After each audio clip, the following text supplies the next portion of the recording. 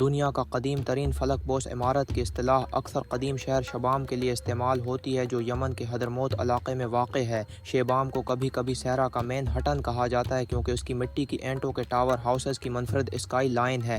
یہ ٹاورز، جن میں سے کچھ 11 منزلوں تک اٹھتے ہیں، نے شیبم کو دنیا کے قدیم ہے ترین شہر کا اعزاز حاصل کیا ہے، جس کی شکل فلک بوس عمارت جیسی ہے۔ شبام کی تاریخ اور اس کے قابل ذکر فن تعمیر کا تعلق قدیم دور سے ہے۔ قدیم آغاز شبام کی ابتدا ہے کم از کم 3 صدی عیسوی سے ہے۔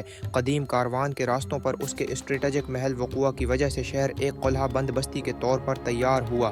یہ تجارت کا ایک اہم مرکز تھا، خاص طور پر ہمیرائٹ بادشاہی کے زمانے میں۔ تقریباً 110 قبل مسیح 525 عیسوی مخصوص مٹی سے بنے ٹاور ہاؤسز، جن کے لیے شبام مشہور ہے، پہلی بار 16ویں صدی میں تعمیر کیے گئے تھے۔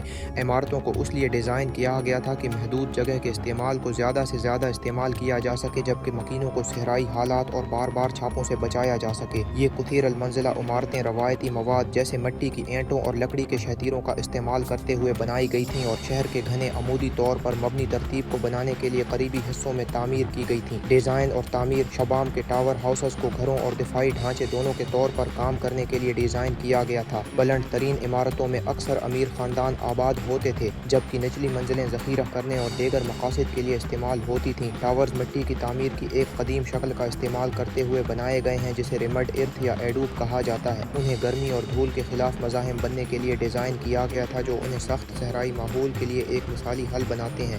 20ویں صدی میں شبام کو اس کے منفرد طرز تعمیر اور شہری منصوبہ بندی کے لیے پہچانا گیا۔